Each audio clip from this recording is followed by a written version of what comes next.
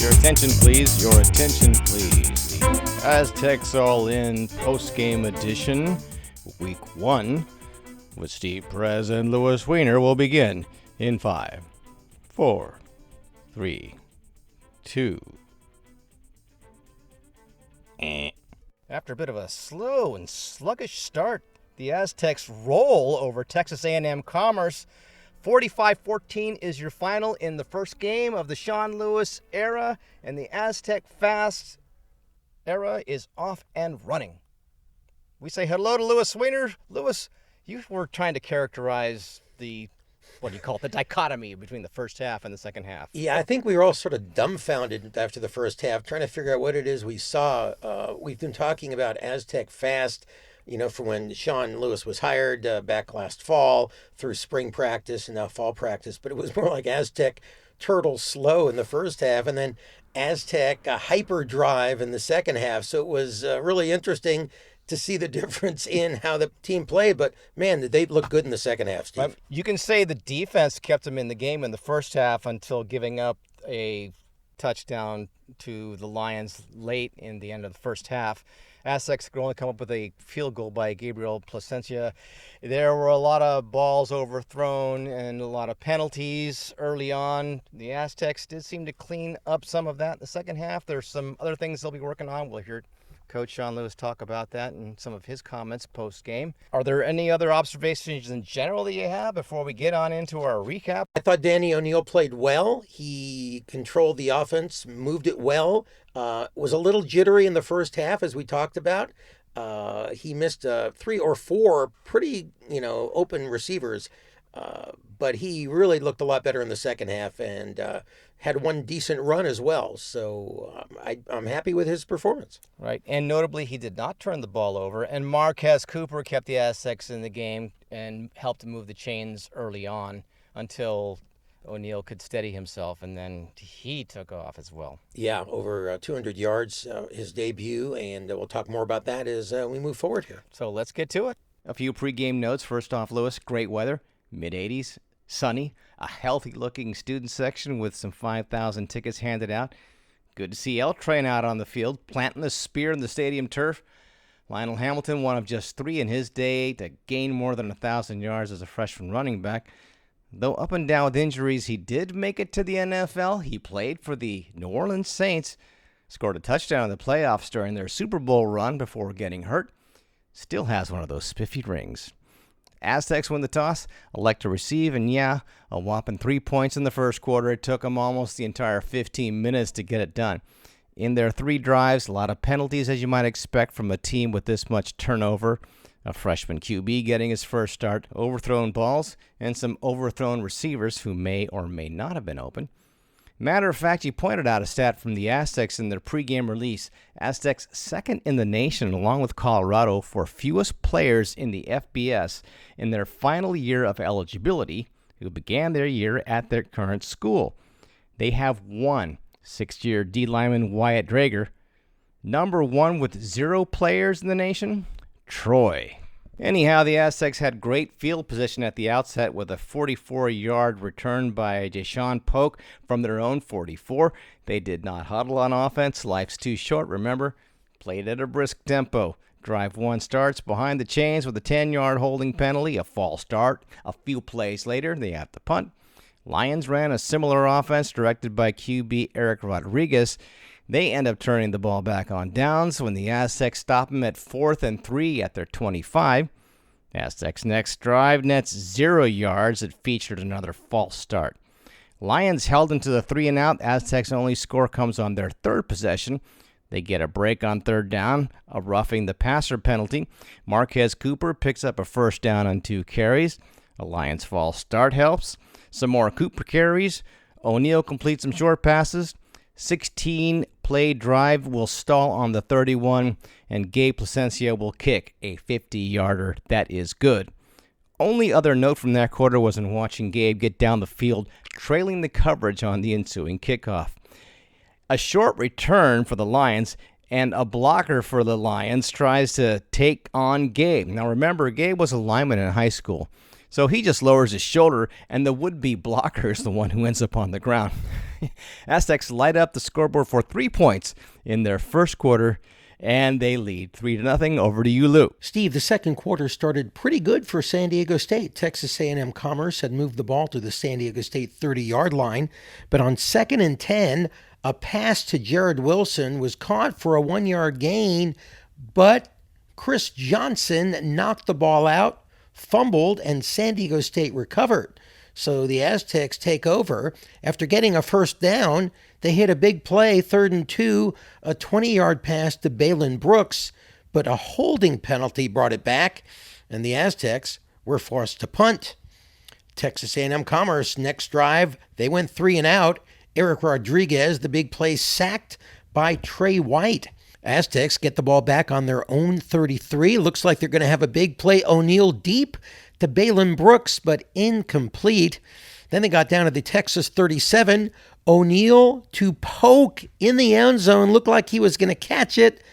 Tough catch. He dropped it. So no touchdown there. It looked like it might be one for a second. Then on 3rd and 14, Marquez Cooper, 10-yard run to the 25. The Aztecs tried to catch Texas A&M Commerce off guard. That led to a 4th and 2, but Cooper was not able to get the first down, and the Aztecs turned it over on downs. So Texas A&M Commerce gets the ball on their own 25, and immediately a personal foul face mask moves the ball into Aztec territory. Then a big play, 3rd and 10. Aztecs are called for roughing the passer. Looked like they were going to get off the field there, but not to be. So Texas A&M Commerce gets the ball 1st and 10 at the Aztecs 28. They run the ball 4 straight times.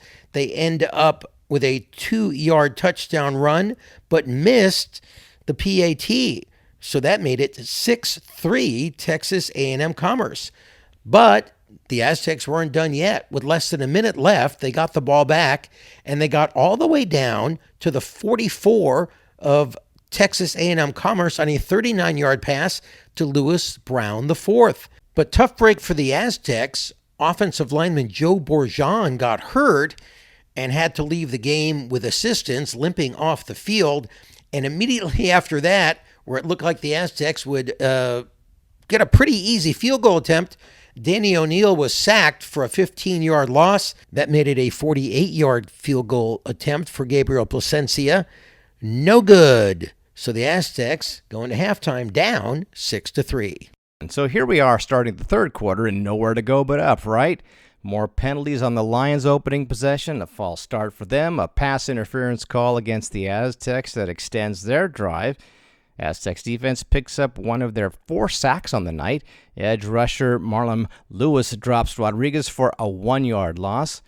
Ultimately, they will punt. Aztecs' first drive of the second half starts on their own 34. The Aztecs run Cooper, who gets some short gains. They complete some short passes. And then the play that seemed to open the floodgates for the home team. 3rd and 2 from the Lions' 47, and the give to Cooper not only gets the first down, but leaves him with all kinds of daylight. He speeds 47 yards for a touchdown, 6 plays, 56 yards. It took 1:54. Here's Coop about the blocking in general, the offensive line, and the size of the hole on that play. And then Coach Lou talking about a block by a wide receiver that most people in the stadium, including myself, missed. My old line did amazingly, especially in the second half. They showed perseverance by, they didn't doubt themselves or anything like that because of the rough first half. They wanted to, they was motivating me at halftime to, come on, you the one, you a dog. Let's run the rock. We need to just run the rock on these boys. So they want to run the rock just as bad as I do every single play. And that's what I love about them. You left a pretty big space for you to get through on the long touchdown run. I was untouched on my touchdown run. Untouched. That doesn't happen often in college football or NFL. I thought Balin Brooks was really kind of the difference maker on that play, right? The O-line did a great job taking care of level 1, level 2, but their boundary safety spun down out of the clouds, and that was a very similar concept to the first play of the game that we missed on the opposite side, right? And again, that was a correction that the wide receiver room made, that Coach Sampson did a great job identifying, and then Balin went in there courageously and got the job done, and it forced their boundary corner to tackle, which he chose not to do, and Coop was able to run through it, and away we go. Lions on their drive get a bad snap from center at their own 27. It gives Rodriguez fits. Aztec defenders go bananas going after the loose ball. 3 guys get a piece of it on its way to the end zone. Trey White, Cody Moon, linebacker Tano Letuli ends up with it in the end zone. Aztecs score again. It's 16-6 Aztecs after the missed PAT. Aztecs D stifles the Lions on their ensuing possession on their third of the quarter at their own 38. Aztecs start running plays for tight end Mikey Harrison. 2 completions, gets the ball to the Lions' 44. The next play, a thing of beauty. O'Neal hits receiver Lewis Brown IV in stride at the 10. Brown, speedy, has his guy by a step. It's a 44-yard touchdown pass play. Aztecs go for and get the 2. On the conversion, they are up 24-6. The Lions don't know what hit them. But they figured out on their next possession, scoring a touchdown to 6 plays, covering 66 yards. Rodriguez finding Drew Allison for a 6-yard TD. Their 2-point conversion is good, making it a 10-point game, 24-14. Aztecs still lead. Now this next Aztecs drive takes us into the fourth quarter. The drive starts on their own 5. Cooper, though, with a big run to get them out to the 43. But my biggest note was later in the drive when O'Neal is pressured out of the pocket just inside Lions territory, shovels the ball to Jude Wolfe.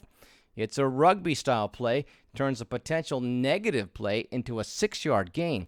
Jordan Napier will also contribute with a 29-yard pass reception. And a very eventful third quarter coming to a close. Aztecs get the ball to the 2-yard line on a short completion to Napier. Over to you, Lewis. Steve, the fourth quarter started off strong for San Diego State. Marquez Cooper, a 7-yard touchdown run to make it 31-14. That wrapped up a 7-play, 95-yard drive that took just 2 minutes and 17 seconds. The Aztecs defense came up big on the next drive for Texas A&M Commerce on a 1st and 10 pass from the 26-yard line.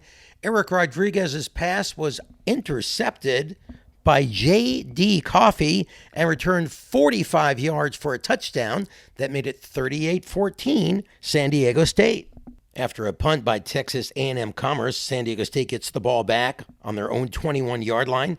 Danny O'Neal, a 28-yard run, sets up a Marquez Cooper 28-yard run, and that drive ends with a Jordan Napier 8-yard touchdown pass. That drive, 7 plays, 79 yards in 4:28, and that makes it 44-14 San Diego State. The extra point makes it 45-14, and that is your final score, Steve. Now, Coach Lou in the postgame goes on for 18 minutes. No need to carry the whole thing, but here's a compilation of some of his comments on the big picture, how his young QB came along, how his team responded to the slow start, and he closes with maybe thinking he ought to come up with a better pregame speech. Really proud of the resiliency of the club, the character of the club, and the way that they responded in the second half. Got to do a much better job with our discipline and limit the number of penalties. Obviously, that is unacceptable, but really happy to get the win. And obviously, it's going to be a lot better to clean up a win than it is a messy loss. So we're happy to do that, but obviously lots of room for improvement, lots of room to grow. But really proud of everyone in the program and the work that they've put in to get to this point and to be 1-0. And need to take a big stride as we go forward into a week 2, and obviously another tough home contest as we go forward. There was just a couple of those deep shots, right, to where I thought we had some matchup advantages that we give the quarterback and the receivers a chance to be on the same page there with all of it. We'd be in a good spot, and he settled into the game, right, to where again it's his first start, obviously, with all of it, and the juices are flowing for everyone, right? So the speed at which the receivers are running is a little bit different than it is at practice, right? And so everyone had to settle in. It wasn't just Danny. I was kind of just talking, to the whole offense as a whole, right? no one needs to do anything more than what you're trained to do, and do that at a really high level. And again, thought we did that, much, much better in the second half. And momentum's a very real thing, or at least I believe that it is, right? And so anytime that you can have and generate those explosive plays, that's a big deal, right? And so, we were able to generate some of those explosive plays, defense getting points, accounting for 2 touchdowns in the second half is huge. So yeah, once you get that on your side, right, then you got to kind of develop that instinct to have it and to keep it, right, and to be consistent throughout so that momentum stays on your sideline and you can ride that, to the finish line the right way. Yeah, I thought they did a great job communicating. They were playing with great effort and running to the ball. I thought we did a good job, affecting their quarterback and kind of getting him off of his rhythm and disrupting some of the timing with all of it. But again, it goes back to those basic fundamentals, those core tenets of, communicating, playing with great fundamentals, playing with relentless effort, having great focus. I thought we just did that at a higher level, right? And again, like there's a confidence to that unit. Coach Schmidt does a great job. Our leaders on the field do a great job, right? And again, we just got to play within the confines of who we are, within the calls that are made. And when we do that, we can execute at a high level consistently. At the end of the day, like, what's the character of our club? What are we going to do right now, right? We're backed up. We got some adversity. How are we going to respond? And I thought the guys responded in a great way, and obviously led to a great second half. So maybe I need to rethink what my pregame speech is, because obviously that was really, really poor, right? And so that we can get off to a better start. Key stats for me in this game, Lewis, focuses on the D. They held the run in check despite going up against a very beefy offensive front for the Lions. They netted just 63 yards on the ground in 34 attempts, so the guys up front for the Aztecs had to be working hard and pushing those guys off the ball and getting to the ball carrier. Aztecs came up with turnovers as well, 2 fumble recoveries and an interception. They held the Lions to just 180 total yards, 149 yards in penalties for the Aztecs, though, on 16 flags. Quite sure the staff and the players will be giving it their focus. Steve, we talked earlier about how the game was a tale of 2 halves, and the stats certainly back it up. After the first quarter, the Aztecs had 44 yards in total offense, and by halftime, they were up to 147, down 6-3. But when it was all over, they ended up with 45 points and 416 total yards. The second half, it was like a different team out there, with Danny O'Neal running the offense more crisply and Marquez Cooper taking advantage of the offensive line, creating some huge holes for him to run through. After the game, Cooper, linebacker Tano Letuli, and Coach Sean Lewis talked about what changed between the first half and the second half. But I feel more good about how my teammates and responded and my coaches responded to the first half. The first half was rough, and I'm just thankful that I was apologizing to the defense because it wasn't the start that we wanted to, and they was like, nah, that's on me. They shouldn't have scored. They shouldn't have did this. And I'm just like, I'm just thankful. My coach continued to put me in the game, believed in me, and we was able to break through. We just got in the groove of things, and we tightened things up. It was our first time everybody playing with each other. Me, the quarterback, the O-line, the wide receiver. It was everybody's first time playing with each other. And it was the first game, so everybody, was a little bit tingling and worried, but we found ourselves. They never panicked at all. Like, they came in the locker room and all they did was go to their positions like we would do in any other game. And the position coaches coached their positions, told them what they was doing right, what they was doing wrong, and we got it right. The defense did a good job today. We know we should have minimized those penalties and got to be more disciplined for the next coming weeks. But we brought the energy today, and it was a team game. We worked with the offense, picked it up when the offense needed us, and the offense picked it up when we needed them. It was a good team win, and we're ready to. It wasn't the first half we wanted. We know I'm excited to go back this next week and fix and tune up everything, get ready for our next opponent. It's an emotional game that needs to be played with emotion, but you can't play it emotional, right? And so, yeah, there's a process that goes into this, right? And there's a way in which that we're going to win, and we can't have those mistakes, right? To where you have foolish penalties that extend drives, right?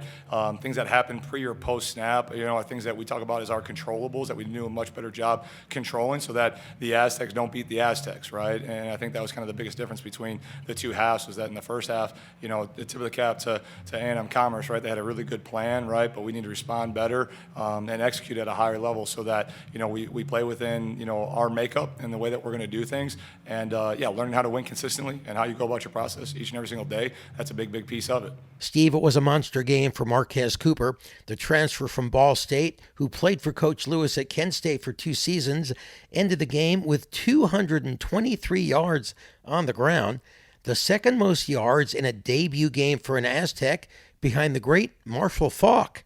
Cooper couldn't be happier to be mentioned in the same breath as Faulk. It feels amazing.